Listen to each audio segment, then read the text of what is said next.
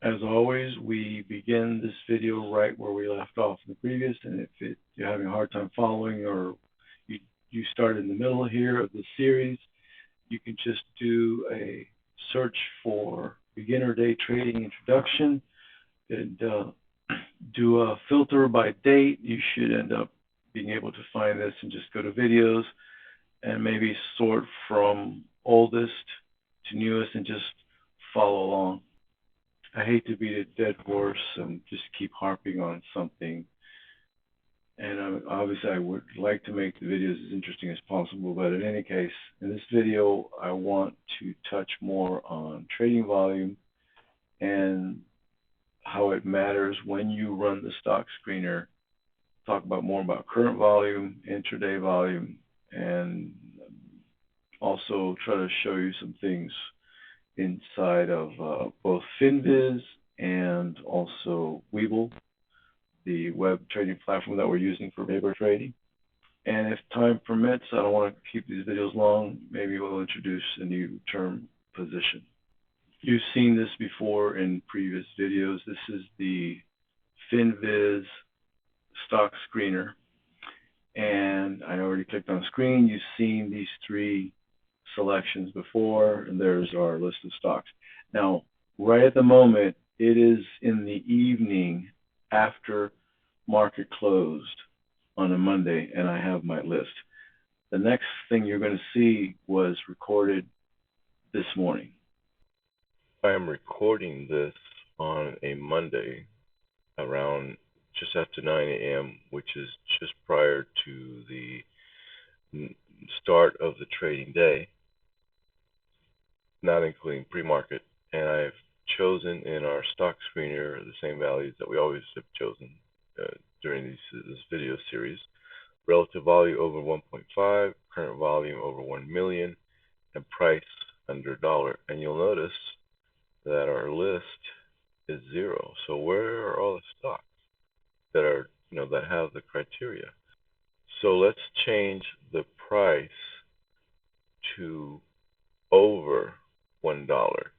That means the price per share can be anything. So we're not any longer talking about small stocks, cap stocks, penny stocks. We're talking about anything, the big boys. Over $1. Here we go. And guess what? Volume is still 0. If I make current volume any, then all of a sudden we got 117 pages of stocks of all prices. Now I can go back to under $1, and we have about 20 stocks, which this is on. So the question is, why is that? Well, remember we were talking about that at the start of the trading day. Current volume starts at 0. So that's why we aren't getting anything. How do we get these now? Well, because the way FinViz calculates relative volume, it does make adjustments for the fact that you could be pulling this, wanting this report at some time during the day early, not at the end of the day. So they adjust for that. Let's talk about intraday volume. We are back at our Webull.com trading platform, and I'm looking at the watch list area and not down here at paper trade. Let's come up here to the grid. We click on the grid. We have our 3 graphs. All 3 of them show they are displaying 1-minute intervals. There's one thing I want you to notice right off the bat here. I'm going to zero in or zoom in on AUAM first and show you something. If we take a look at the dates as I move along, notice that over here it says 113. It goes through the times. Finally, we're at day 114, January 14th, the 18th, the 19th, 20th, and the Friday last week. And then we start somewhere, is it right here? Right here, 9:30, opening bell for Monday morning, the 24th of January. And that little short piece is all of the 24th. Now let me move on to CFMS, and we're here.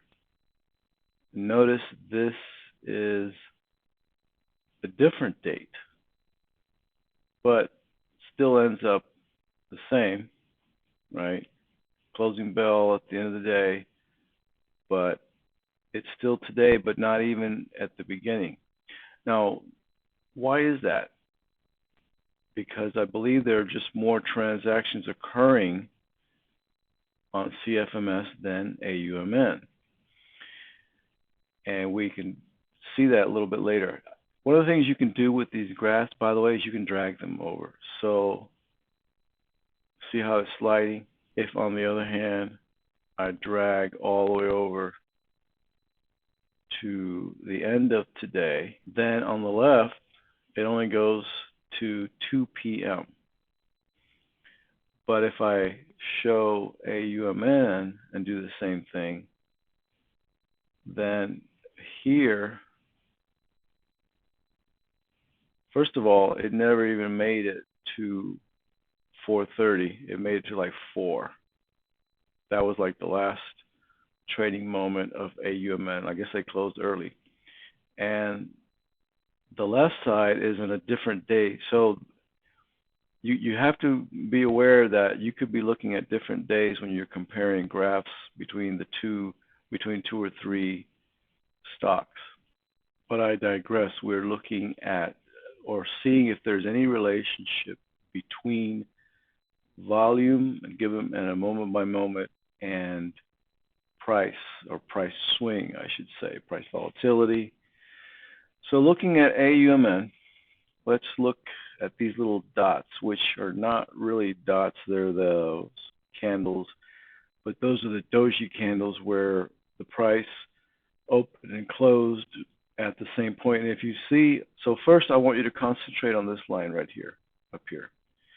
That O is open for a particular period, not for the open of the market. For example, I'm at the green bar right now. I'm right on it, right?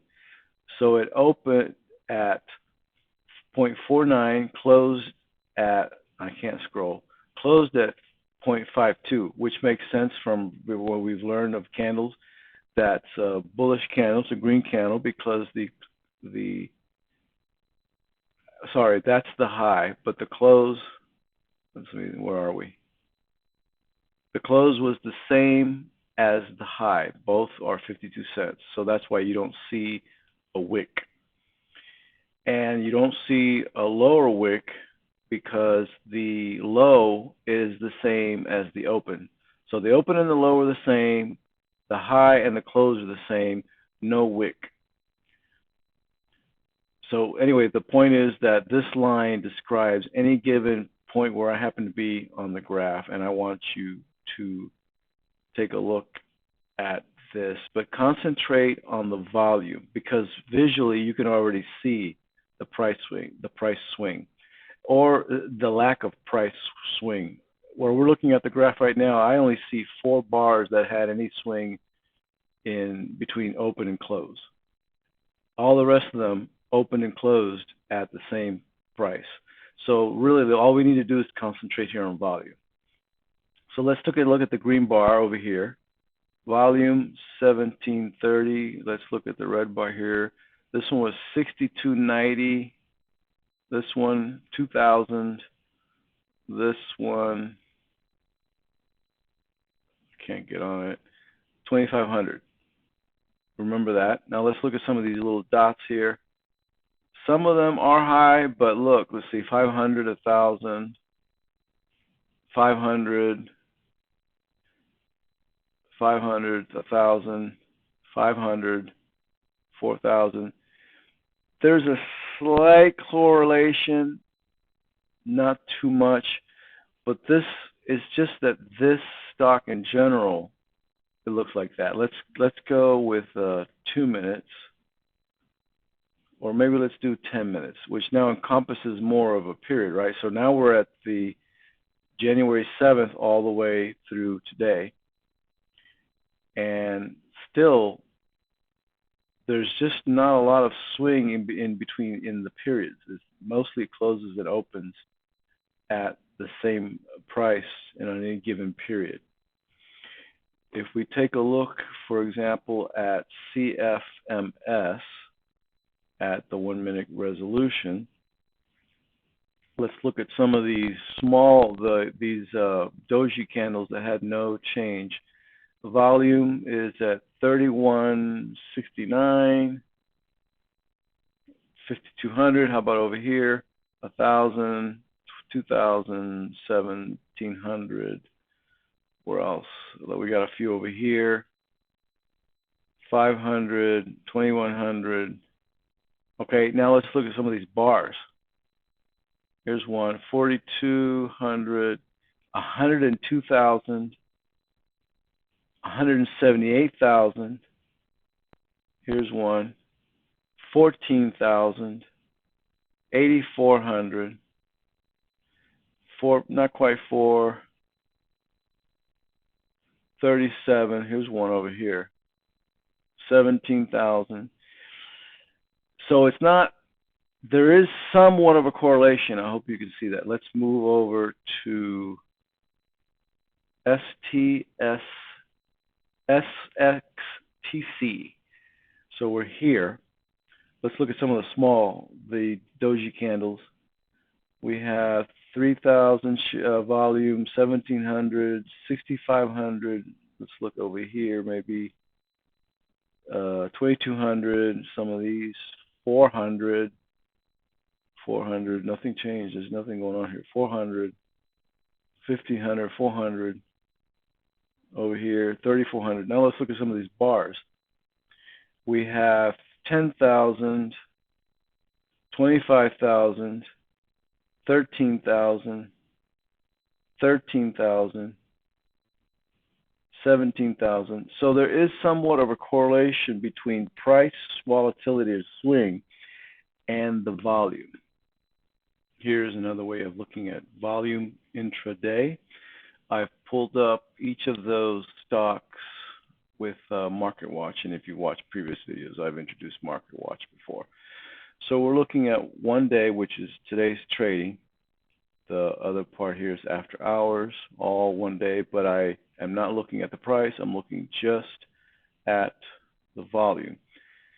And you can tell that for today, AUMN started off over here with some volume, then it kind of just seemed to taper off until maybe the end. On the other hand, CFMS was more evenly spaced throughout the day, with the exception of looks like it started probably at lunchtime, and maybe one thing happened here in the afternoon.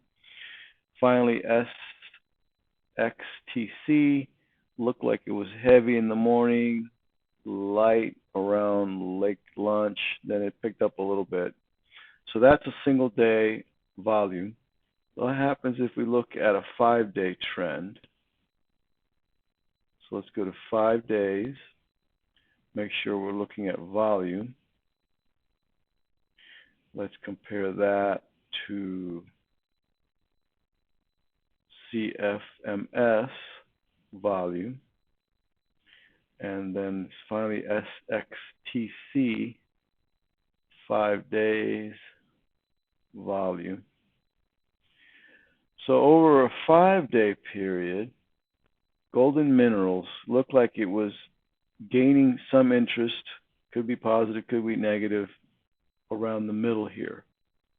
And then it was increasing on the left side, and then starting to wane interest toward the end of the day. And it could be because, well, we really don't know. On the other hand, CFMS looks like over a 5-day period, looks like it's still doing some increasing, perhaps. On the other hand, the SXTC looked like it could be tapering off some. So this is another way of looking at intraday volume. Now this is interesting. I took a snapshot of first the 5-day volume graphs for all three stocks.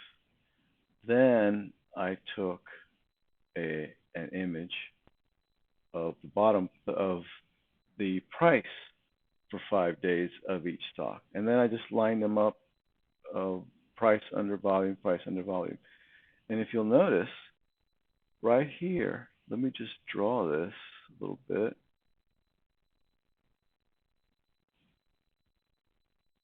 So we see like a little bit of a decrease in volume, then an increase in volume, then an increase in volume, and a decrease in volume.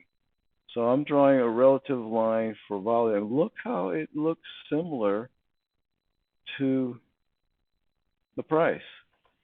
Here we have, like this for volume, maybe like this, like way up here. And it's something like that, okay, for price. Here we have a spike and going down and then down like that. That's kind of like volume. And look, price, same thing. So that is a clear indicator that volume and price correlate. So you need to watch for both, I guess, is the point of the story. And I mean not the volume for the day, but during the trading day and looking also at previous trading days. We are going to stop this video right here because we went